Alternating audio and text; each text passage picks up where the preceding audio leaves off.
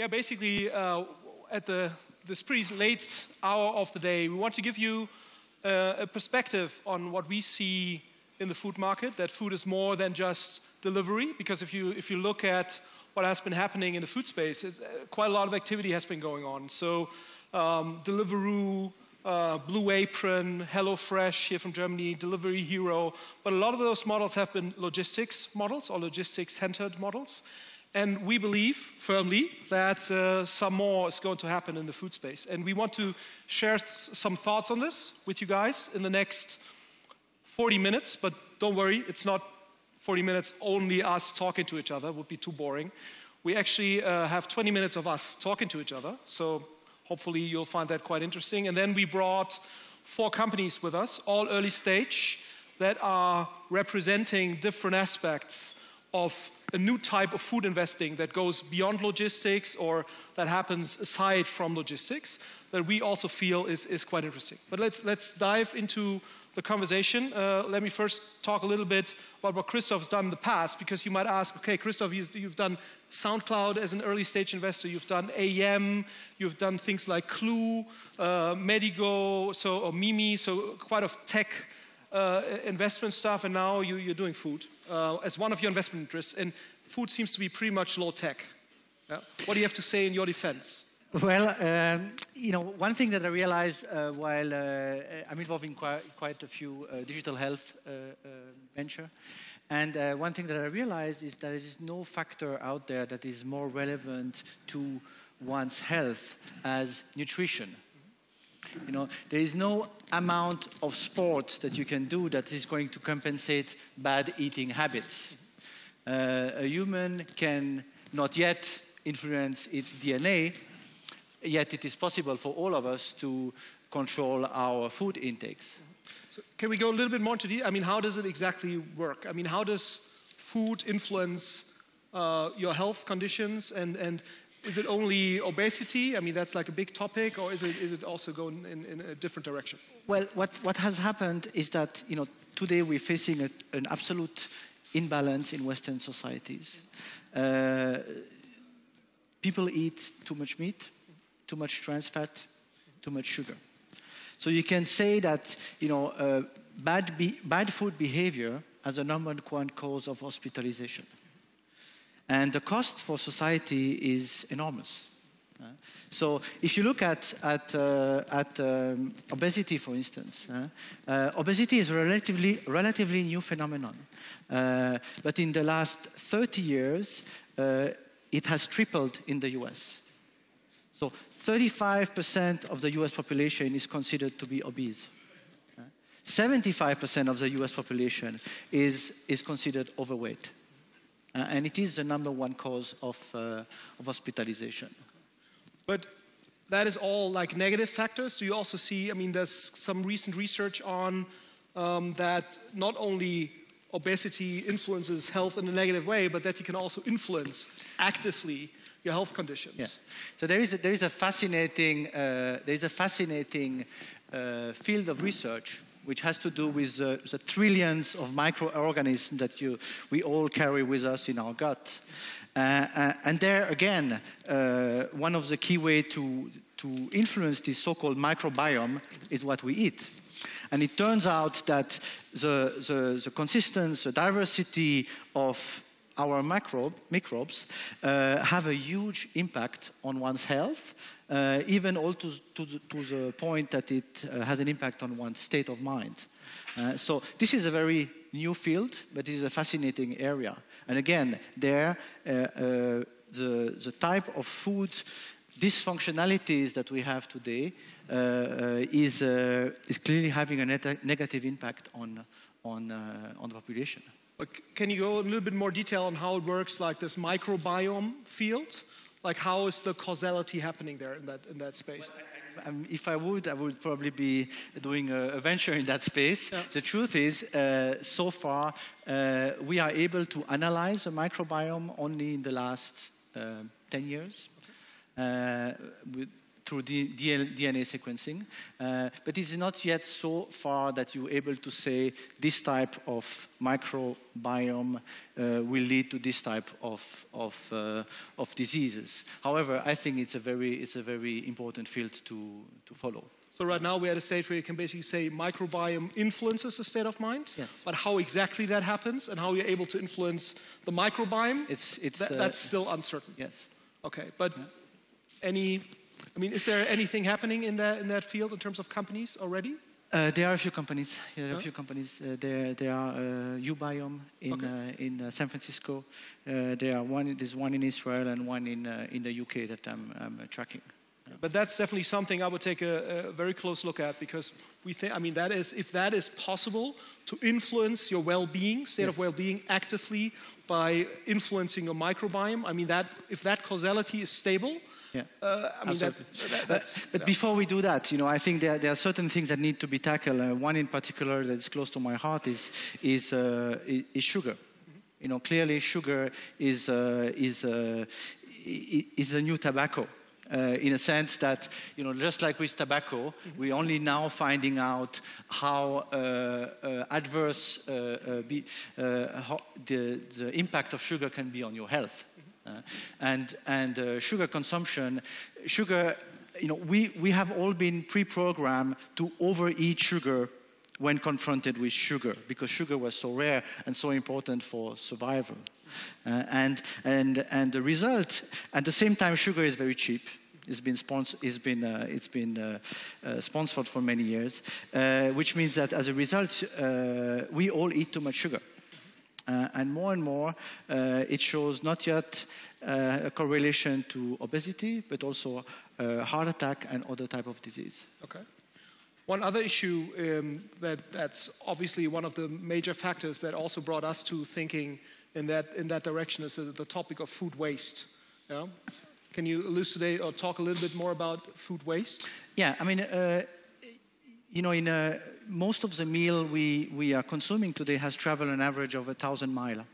So a huge carbon footprint that has to do with the industrialization of food production and with the fact that you have a concentration and a centralization of food production. So that is per se a problem. And through this whole chain, which is all focused on cost, mostly rather than quality, you have a waste of about 30% of all the food that's been produced doesn't land on the table, but rather is wasted. So that's another huge opportunity.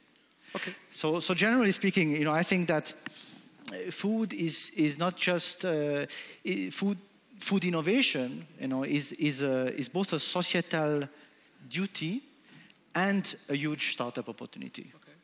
So basically, to sum that up a little bit, it's basically you have problems on the ingredient side or the basic element side in the food chain. Then logistics obviously seems to be a problem with the carbon footprint.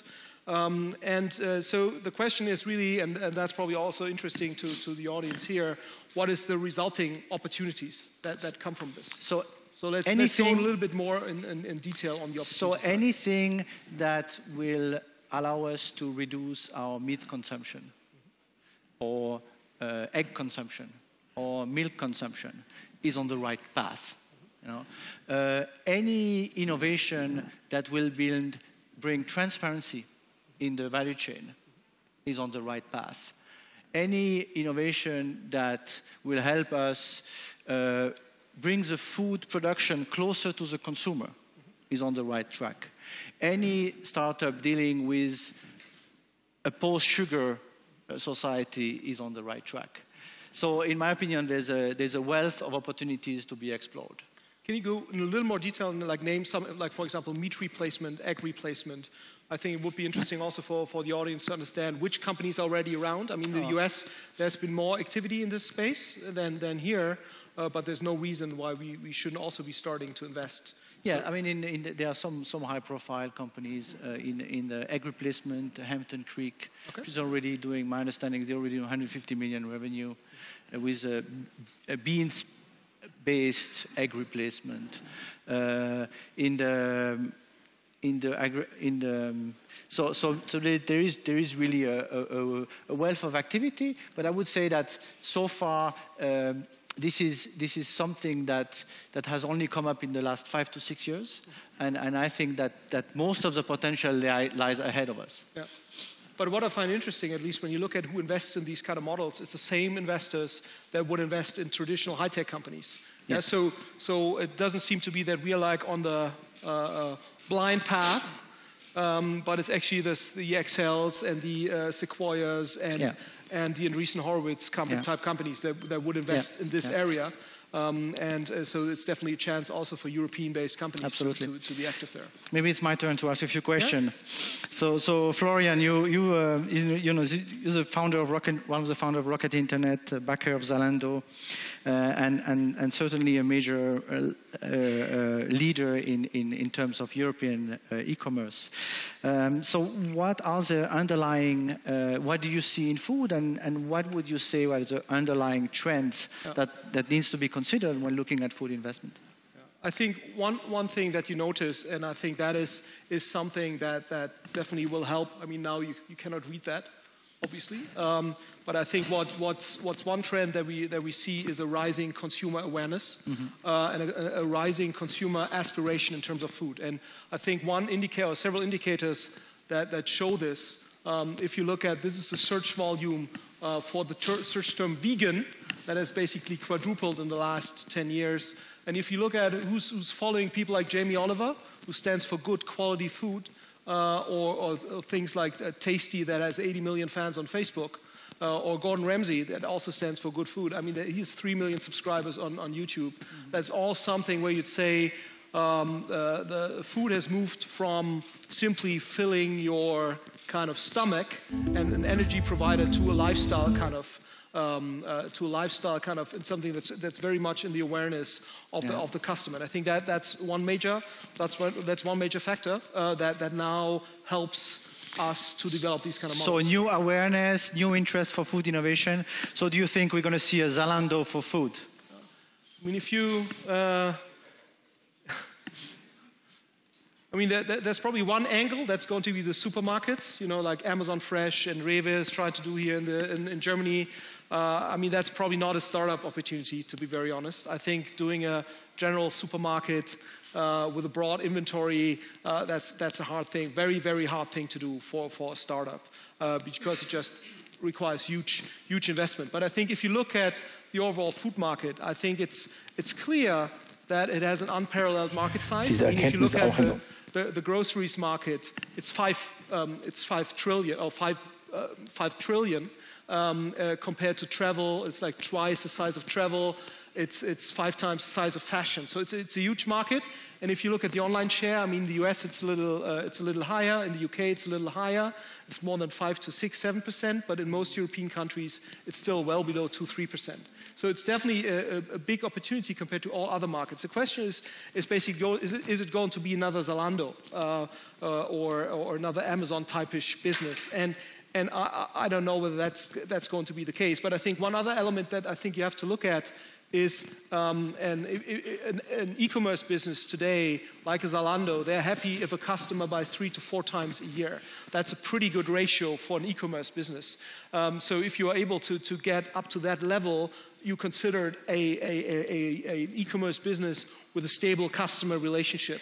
And if you consider the opportunities that you have in the food space, you probably have 60 to 90 meals where you take an active choice what you actually use per month. Yeah? So the frequency that you can reach, and I think that's also the idea behind an Amazon Fresh, why it makes so much sense, because it will drive up the buying frequency and also it will drive down the stop cost, which is one of the major factors in e-commerce. So that's a very positive factor for food innovation. What other underlying trends needs to be considered or solved? Yeah, I think one thing that you see in traditional e-commerce, and I think that's a problem that you see overall, not only in food, but also in all other business models. I think what we witness today is kind of a customer contact oligopoly driven by Google, Facebook, and Amazon, and partly also Apple, with an underlying auction mechanism. Yeah? So what does it basically mean? I mean, what you witness in most other business models, and that's across the board. That's not only in China, that's not only in the US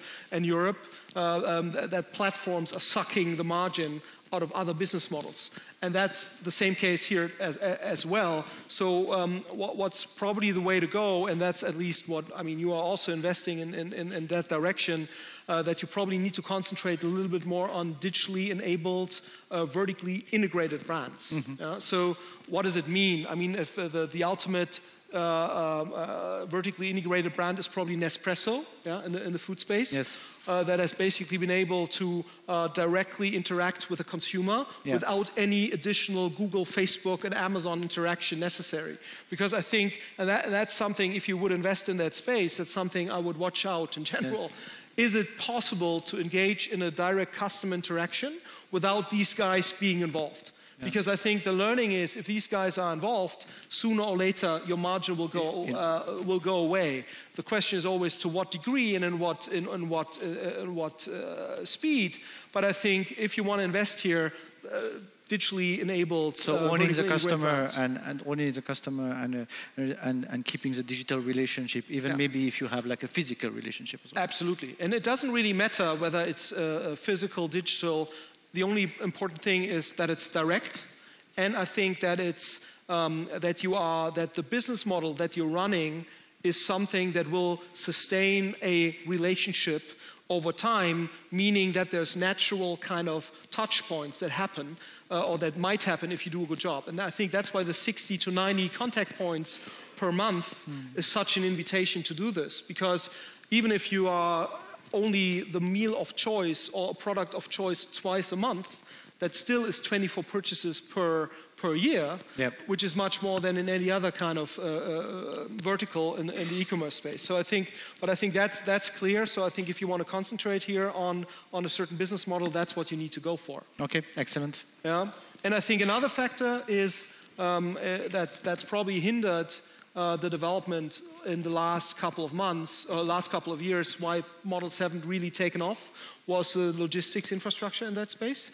And I think in every country, at least industrialized countries, you witness today that the last mile infrastructure is getting a lot more efficient and flexible. One thing that we'll have to see, though, is only Amazon solving it for themselves? Or are there also other providers solving it for third-party providers? And at least in a lot of European countries and also in the US, there's definitely signs that the infrastructure, including cooling chain, including flexibility, will be solved by third-party providers like DHL, FedEx, etc., that will enable you as a provider of a food product to use that logistics infrastructure in a way necessary for food. Okay. So that's why I would also think that one of the major roadblocks in the past is going away. Okay, excellent. So let me suggest now that we highlight a few companies which in our mind are symptomatic and emblematic of some of the trends that we went through. The first one we propose to Paul to join us and to go through his company, Green Guru. Yeah.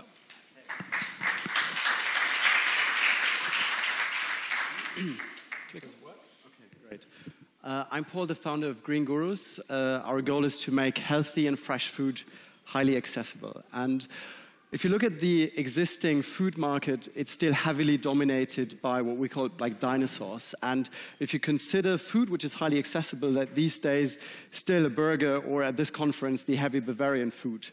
Luckily, food tastes are rapidly changing. So in Germany alone, with more than 8 million people sticking to a vegetarian diet, you saw a big rise in organic supermarkets over the last 10 years, and that's exactly like the last food trends we're addressing.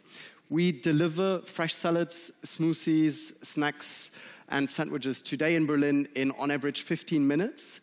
And our goal is to build a digital restaurant chain for healthy food, making healthy food more accessible. The goal should be really that you can order within 2 clicks, as you can order an Uber, that you can order something super healthy and still like affordable. We do this through a decentralized delivery infrastructure. If you look at existing delivery concepts, they either just focus on the marketing side, such as Delivery Hero, or on the logistics, like a Deliveroo. We own the entire logistics stack, so we have a decentralized delivery infrastructure set up in Berlin. We have 30 scooters on the street in Berlin, plus 10 bikes, and they all serve different polygons. So if you order a salad in Berlin, our technology is looking for the closest, what we call flying fridge. So an electric scooter who always carries the entire product inventory at the back of the scooter, and then we send the scooter to you, which allows us to order at way better delivery economics, and also, most importantly for consumers, much faster. We launched last year in Berlin in March in our first city. Since then, we grew on average by 40% on a monthly basis. We have a proven business model in Berlin, and we're now starting to roll it out to other cities. And the goal is basically, if you compare to existing old-fashioned business models, we're kind of a Domino's pizza, just that we're not serving such crappy food as bad delivery pizza. And that's much easier if you focus on like cold dishes such as salads, smoothies, and sandwiches.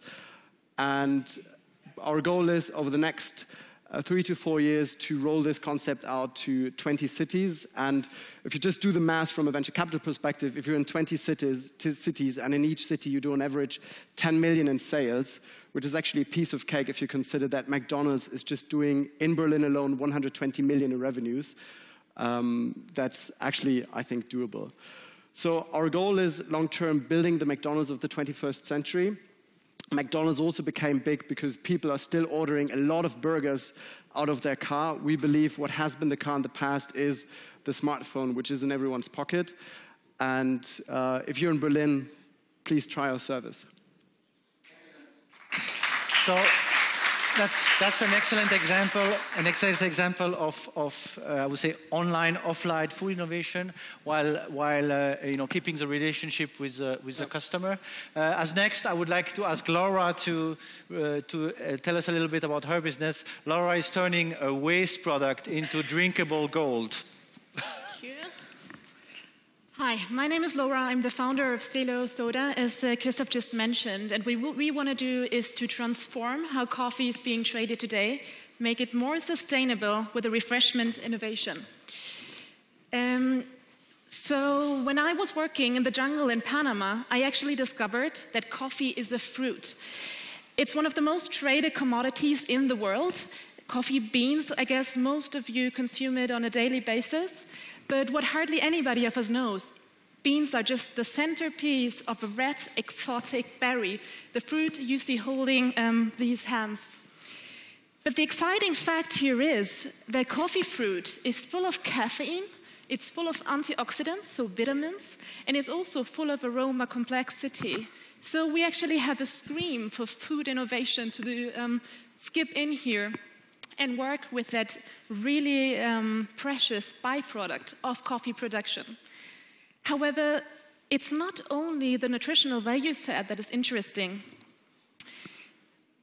Maybe not all of you are familiar with the fact that 25 million smallholder farmers are depending on coffee beans, on the export and on the trade of coffee beans. What we do, we skip in here and use the third of coffee trade. We use the coffee fruit and make innovative food product on its base. When we have a look at the food movements we're talking about here now, it's actually health, function, and sustainability, which we can all address with our products. The crazy thing is behind it, we can increase revenues by smallholder farmers up to 50% by buying this byproduct. What does that mean on the consumer base?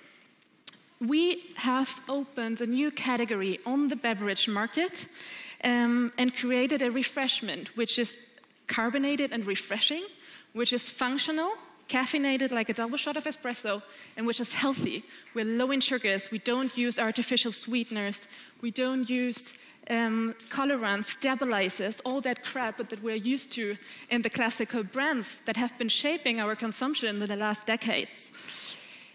So with Celo, we have an answer to the consumer of today that is conscious about food, about sugar contents, and about traceability. Our value chain is transparent from coffee farmer up to a consumption product. Unfortunately, there seems to be a problem with the heating system and liquids in that room. That's why I can't offer you the product right now. It's going to be waiting for you outside the door.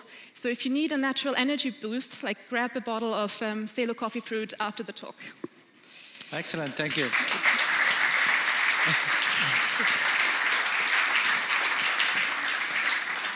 So now Ture is going to tell us about his venture and how he's dealing with restaurant waste. Yes, food waste. As Christophe said, one of the big plagues of our time, right up there with fake news sites and auto-tune in pop music. So there's this, the highest value food waste basically comes in the food services sector, though by mass it could be in agriculture and households. And it's not that restaurant managers, deli chain managers, cafe owners wouldn't care about waste. There's just this nasty dynamic that if you want to have fresh food available on demand every day and you cut down too much on the food you prepare, you risk running out of food instead. And losing out on sales, disappointing your customers. And that's an even bigger cost in some cases. But what if you could take that surplus capacity that you have and then sell that as discounted offers to people living and working nearby.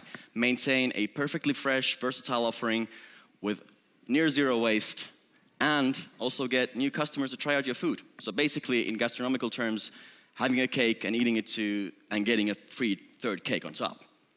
So actually, we did that. About a year ago, we launched the Rescue Club food rescuing service, which basically allows restaurants to sell any surplus food they might have. Consumers, they can easily upload it in seconds on their browser interface. Consumers get targeted notifications for the portions that fit their diet, happen to be in the nearby area, can buy those directly in the application and pick those up in the specified time frame.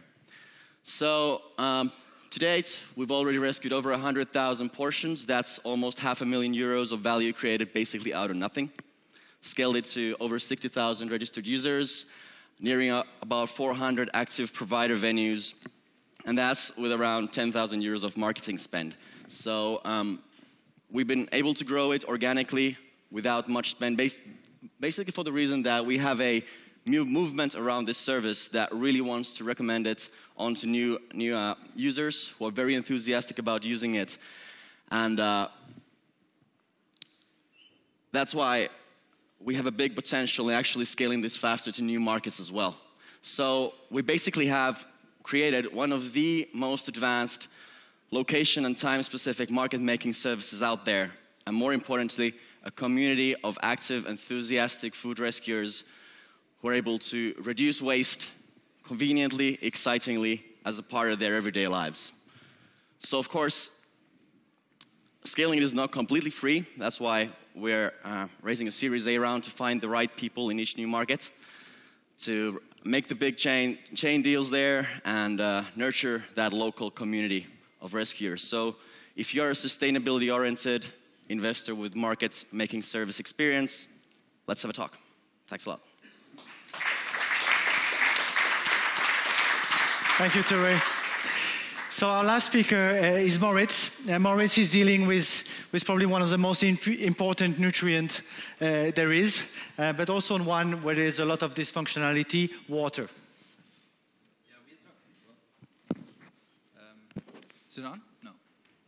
Turned on? Yeah? Okay, sorry. Okay. So what we are talking about is one of the most fundamental markets in the world. We're talking about water. In fact, there's 18 billion liters of water that need to be provided to humans every day. And that's a demand that's actually just growing. While we look at that growing demand, we actually have a depleting supply. But what's really, really interesting about the water market is that since in the last 50 years, we haven't really seen any major innovation. And that's quite interesting as one of the most... Yeah. Well, actually, I wanted to not show the slide first. But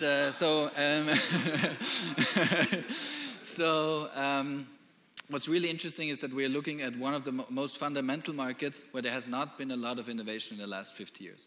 Now what I want you to look at now is the natural water cycle. So this is the water cycle, how nature has intended it. So basically you start with surface water, water evaporates, clouds are formed, it rains down, and then is remineralized because water runs through rocks and is then ready for human or animal consumption. So this is the way nature has intended water. So what have we actually done to water? We have industrialized water, which at the first sounds great, you know, we are recycling water, we are treating water for it to be returned to the user. But what's happened actually in the last years is that we've also added things to the water that we can't take out. So the treatment, the central supply of water is actually broken, and that's not only in the developing world, but also in the developed world. So what we see is we see irremovable traces of nitrates, hormones, medical residue, and other contaminants in the water that can't be taken out by modern treatment facilities. What that actually means, we've put it up there, is that in the US alone, and that's just the US, 18 million people are consuming water that has lead contamination that is dangerous for their health. About 33 out of 50 states are continuously struggling with water quality. And if you think that's only an American problem, actually we have the same problem here. We have to say just in Austria, Germany, Switzerland, we had 19 occurrences just last year of major public water scandals that maybe you haven't heard about, but where people have been consuming water that wasn't, or have were hindered to consume water, or sometimes have consumed water that actually wasn't good for them. If you look at now what you could think of really is that, well, we have a solution to this, but which is the bottle. But actually, in fact, that's not a solution at all. It's not a long-term solution at all. It's actually kind of a perverted idea. If you really, really think about the concept of the bottle, it's a crazy, crazy idea of the past. It's very, very inefficient. So it takes about 20 stages for a bottle to reach a consumer, from filling to consuming. It takes about 3 liters of water for 1 liter of water to be consumed by the user. It has a massive environmental impact, so you have CO2 emissions. You have about 1,000 years that it takes plastic to degrade. And actually, it's not only a sustainability, environmental sustainability impact, but also a health impact. So all of us, everyone in this room actually has plastic waste in their bloodstream, because lots of the plastic that is produced enters the ocean. And it's kind of like fast food for fish. So it's eaten by little fish, which are eaten by larger fish, which are then eaten by us. So everyone in this room actually has plastic in their bloodstream. The good thing is regulators, sometimes they also do really good things. They have been attacking this problem. San Francisco has been the first city to ban plastic bottles in public spaces in 2014. Hamburg has been doing the same thing. The whole country of France is banning plastic bottles. We actually think there will be a limited use case for the bottle. Maybe that's a bit in the future, but there will be a limited use case for the bottle. So how do we admit to think about water? What we want to do is we want to recreate how water is consumed, or recreate the natural water circle, and actually change how water is consumed at home. So we start with tap water. So we believe in central supply, but then we believe in decentral refinement of water. So there will be decentral purification of water, and then enhancement according to personal user preferences. What we've done is we've built a machine with we're very engineering-heavy companies. We've built a machine that actually purifies water to about 10 times cleaner than any other solution in the market. We take out anything that's in the water, just like nature is doing it by clouds forming. Then we remineralize water and personalize the water according to personal dietary needs. So this could be minerals, this could be vitamins and other pieces. By all of this, we aim to replace the plastic bottle globally. We're starting with a machine that you can see here. It's actually our product design just finalized, and we're starting to build this machine now. We are doing a crowdfunding campaign in May, and hope to be shipping in October. We're heavily into the final engineering now, and also building that ecosystem that you guys mentioned before. So basically having the digital interface with the user, and basically owning that space and obviously also building a business model around that. So basically increasing the lifetime value of the user through that engagement. We'd love to speak more with you, well, I'd love to speak more with you about this. And we're not really fundraising now. We're fundraising in summer where we need money again. So if anyone is interested, please also do contact us. Thanks.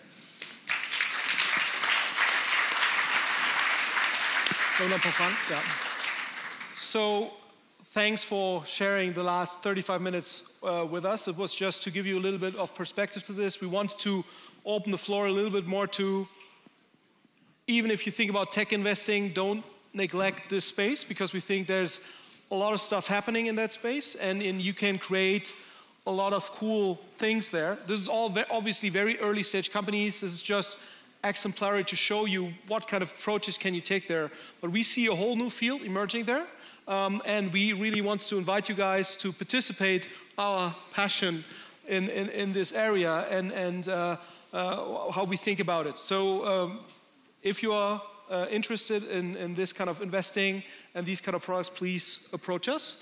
All the companies that you've seen, we really see that there's a great potential in the years going forward. Yeah? Can we take any questions? Any questions right now? Otherwise, because we still have 3 minutes. Yeah?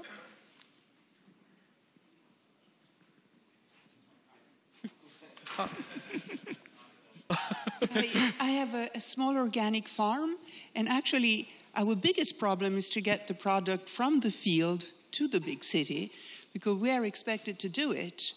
And it's very difficult for us. We're 2 women running a farm, and one of us has to leave the farm to drive in the traffic, to go to a market or go to a restaurant. Is there any way, or do you know of anybody who could help the distribution from the farmer to the city? Yeah, I mean, I think this is one of the whole distribution and how to help farmers create short loops is actually a big area, a big opportunity. There's a company in France called La Ruche that's doing exactly that. You know, they have a distributed organization where La Ruche. Where they bring together 20 farmers with 200 consumers. And to me, that's potentially one solution.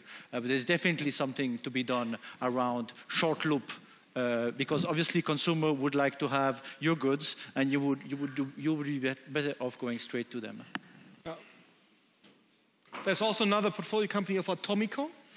Yes. What is it called again? Drop Farm. Drop Farm. You can. Are you based in the UK?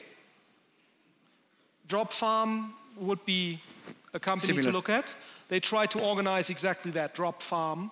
So a direct farmer to consumer kind of logistics chain and distribution chain. Yeah. But it's still early stage. No question? Sugar is not good for the health, but there are grains, there are palm oil and other ingredients which are in discussion. Do you know of any startups, of any initiative that is not dealing just with distribution or things like that, but really goes into the problem, for example, for sugar replacement? Yes, sugar replacement is one of my current obsessions. So yes, I know a few companies. There is one that will emerge in Berlin called Amai, which is trying to create a new form of sugar replacement. The issue with sugar replacement is twofold. Is one of ingredients, so you need to have a sugar replacement that is healthy and works as a sugar replacement. But it's also one of communication. There is no single sugar replacement out there that has a positive image with the users. So this is definitely a key challenge.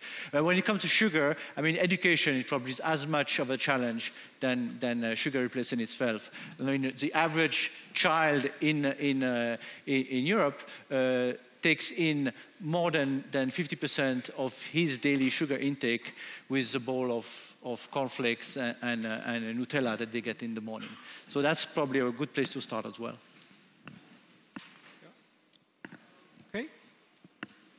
if there's no further questions, I would say excellent. thanks a lot for listening.